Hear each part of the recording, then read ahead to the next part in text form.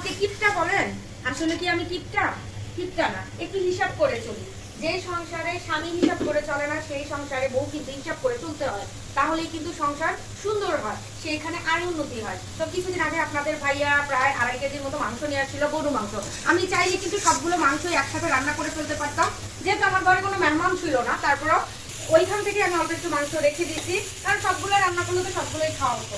তো আজকে যেহেতু বাচ্চারা আমার ছোট মাছ খাবে না, সেহেতু আমি কি করছি, ওইটুকু মাংস নামাইছি ওরা যেন খেতে পারে।